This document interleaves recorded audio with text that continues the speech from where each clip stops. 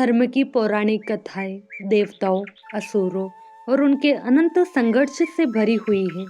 लेकिन एक रहस्य ऐसा है जिसने हमेशा लोगों को चकित किया है।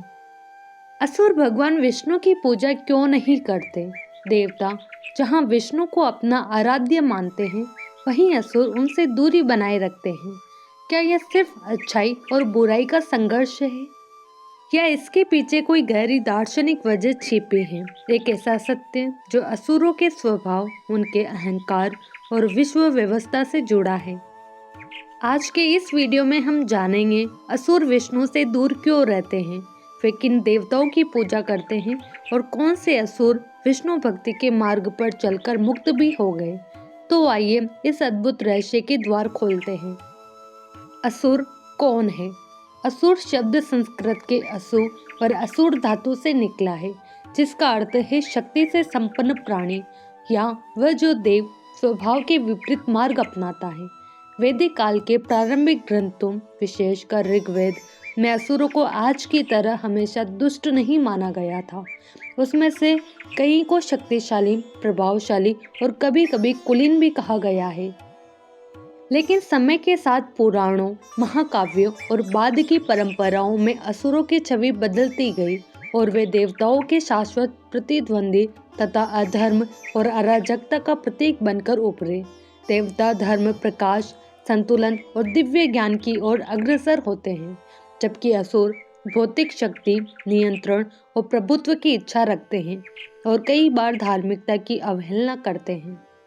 यही मूलभूत विचारधारा का अंतर असुरों को विष्णु की उपासना से दूर करता है, क्योंकि विष्णु धर्म की रक्षा और अधर्म के दमन का दायित्व निभाते हैं, जबकि असुरों का स्वभाव उसी धर्म विरोधी प्रवृत्ति पर आधारित होता है।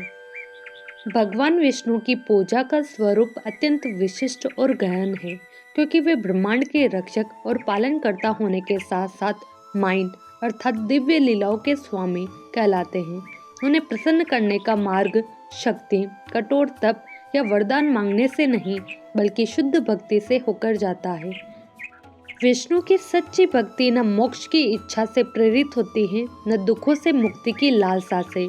यह तो पूरी तरह निस्वार्थ प्रेम और विनम्रता से उत्पन्न होती है।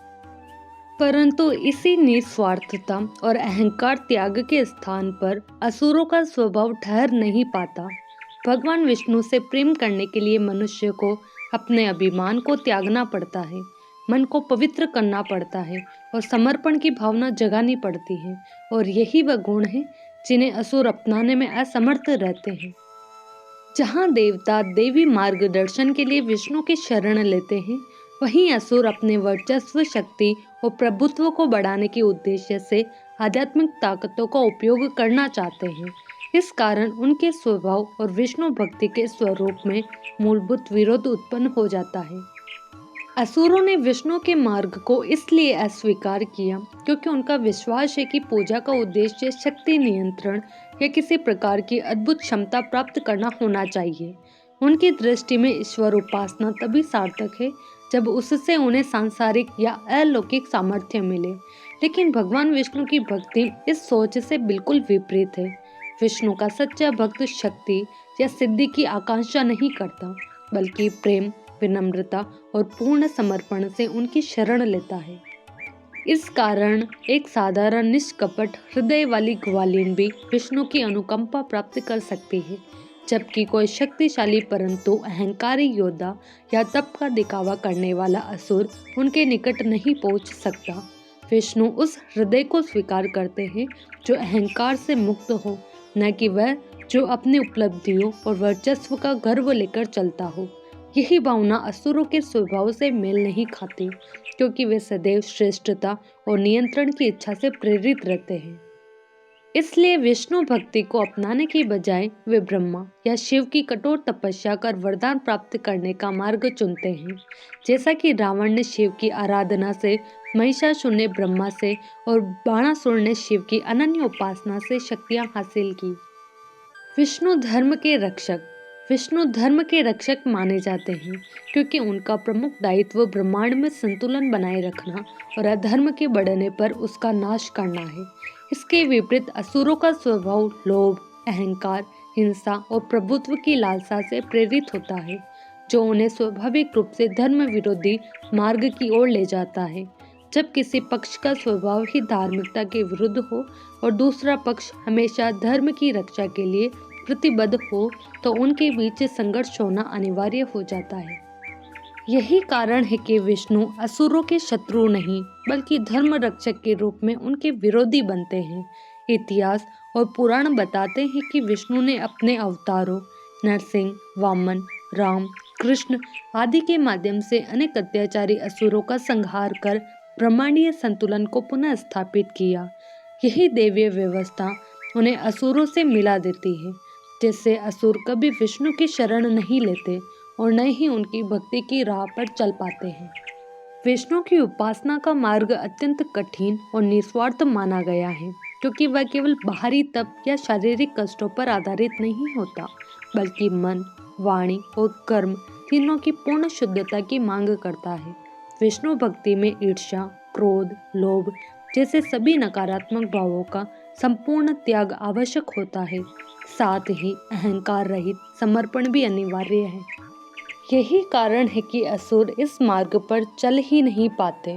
वे कठोर और भयंकर शारीरिक तप तो कर लेते हैं, लेकिन मन की पवित्रता, विनम्रता और निस्वार्थ भाव को विकसित नहीं कर पाते।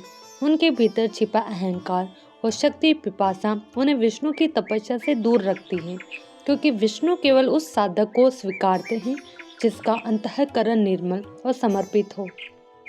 असुर अच्छी तरह जानते हैं कि भगवान विष्णु ने अनेक बार ऐसे अवतार लिए हैं जिनका उद्देश्य उनके वंश के अत्याचारी व्यक्तियों का अंत करना था। हिरण्यकश्यप और हिरण्यकश जैसे प्रचंड असुरों का संहार विष्णु ने नरसिंह और वराह रूप में किया। रामावतार में रावण का वध हुआ। कृष्ण अवतार में कंस, शिशुपाल जैसे कई दुराचारी असुरों का दमन किया गया। इन घटनाओं से असुरों के मन में यह धारणा गहराई से बैठ गई कि विष्णु उनके वंश के विनाशक है, इसलिए वे उन्हें कभी भी वरदान नहीं देंगे। इसी भय और समझ के कारण असुर विष्णु की तपस्या करने से बचते हैं और अपनी शक्ति प्राप्ति के लिए ब्रह्मा या विष्णु की ओर रुख करते हैं, जिनसे उन्हें वरदान मिलने की संभावना अधिक दिखाई देती है। अपवाद: असुर जो विष्णु की पूजा करते थे। दिलचस्प बात यह है कि सभी असुरों ने भगवान विष्णु को अस्वीकार नहीं किया। कुछ ने सच्ची भक्ति विकसित की और मुक्त हो गए। प्रहलाद असुर कुल में जन्म लेने के बावजूद भगवान विष्णु के सबसे महान भक्तों में गिने जाते हैं। उनका हृदय बचपन से ही देवी प्रेम से भरा हुआ था, जबकि उनके पिता हिरण्यकश्यप विष्णु विरोधी थे और स्वयं को ईश्वर से भी अधिक शक्तिशाली मानते थे। चाहे प्रहलाद को जितनी भी यातनाएं दी गई, ऊंचे पर्वत से गिराना, विषैले नागों के बीच डालना, अग्नि में बैठाना, वह हर परिस्थिति में नारायण नारायण का जप करते रहे। उनकी इस शुद्ध भक्ति ने विष्णु को प्रकट होने पर विवश कर दिया और नरसिंह अवतार के रूप में उन्होंने प्रहलाद की रक्षा करते हुए उसके अत्याचारी पिता का अंत किया। इस प्रकार प्रहलाद का उदाहरण बताता है कि असुर जन्म भले हो, लेकिन यदि हृदय निर्मल और समर्पित हो तो विष्णु की कृपा अवश्य प्राप्त होती है। बाली चक्रवर्ती: महाबली बाली अपनी शक्ति, उदारता और दानवीरता के लिए प्रसिद्ध थे। यद्यपि वे असुर वंश के राजा थे, लेकिन उनके भीतर अहंकार की बजाय विनम्रता और धर्म के प्रति सम्मान था। जब भगवान विष्णु वामन अवतार में उनसे 3 पग भूमि मांगने आए, तो बाली ने बिना संदेह के उसे स्वीकार कर लिया। वामन ने अपने विराट रूप में 3 लोकों को नापकर बाली को उनके अहंकार से मुक्त किया और अंततः बाली ने पूर्ण आत्मसमर्पण कर दिया।